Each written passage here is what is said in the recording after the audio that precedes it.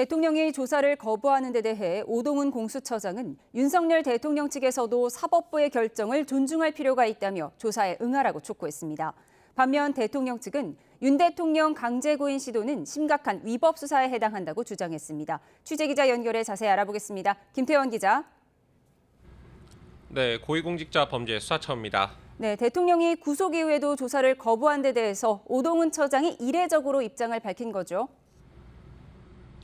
네, 오 처장은 오늘 아침 출근길에서 기자들과 만났습니다. 이 자리에서 공수처 조사를 거부하는 윤석열 대통령의 태도가 매우 유감스럽다며 사법부 결정을 존중할 필요가 있다고 비판했습니다.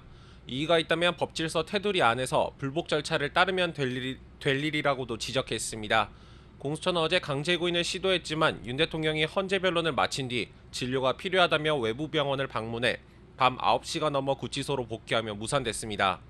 오늘도 오전부터 강제 구인과 현장 조사를 시도했다가 조금 전 윤 대통령 측 거부로 무산된 것으로 파악됐는데요.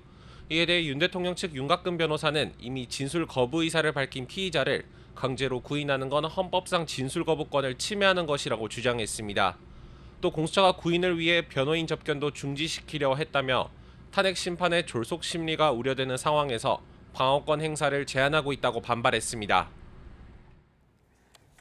네, 공수처는 대통령실에 대한 압수수색도 시도하고 있죠.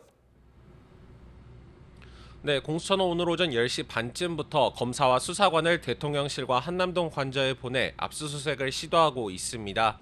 계엄 관련 문건과 회의록부터 윤 대통령이 사용했던 비화폰 서버 기록 등을 확보하기 위한 것으로 알려졌습니다. 다만 아직 압수수색에 실제로 착수했다는 소식은 전해지지 않고 있는데요.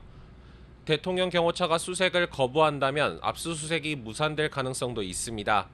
앞서 경찰도 삼청동 안가나 대통령실 등에 대한 압수수색을 여러 차례 시도했지만 경호처의 협조 거부로 불발됐습니다.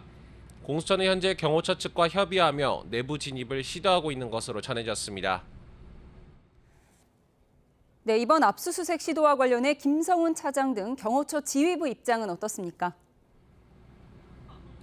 네, 오늘 국회에서 관련 발언이 있었는데요. 경호처장 권한대행인 김성훈 경호처 차장은 오늘 오전 국회 내란 국정조사특위 1차 청문회에 출석해 법률에 따라 판단하겠다고 말했습니다.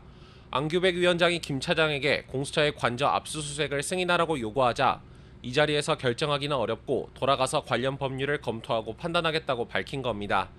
다만 대통령뿐만 아니라 영부인도 경호 대상이라면서 사실상 압수수색을 허가하지 않겠다는 것을 시사하기도 했습니다. 이 밖에도 김 차장은 윤 대통령 지시로 비화폰 서버를 삭제했느냐는 더불어민주당 윤건영 의원 질의에 전혀 사실이 아니고 비화폰 서버는 특성상 자동으로 삭제된다고 답했습니다. 지금까지 공수처에서 YTN 김태원입니다.